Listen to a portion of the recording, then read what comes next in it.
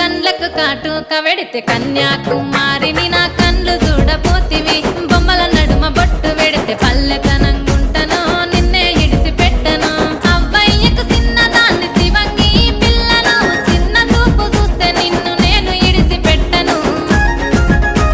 ఓ పిల్లగా అరరే ఓ పిల్లగా అమ్మో ఓ పిల్లగా వెంకటేశు చూడకపోతుంటవో కానకపోతుంటవో నా పిల్లగా వెంకటేశు చూడకపోతుంటవో కానకపోతుంటవో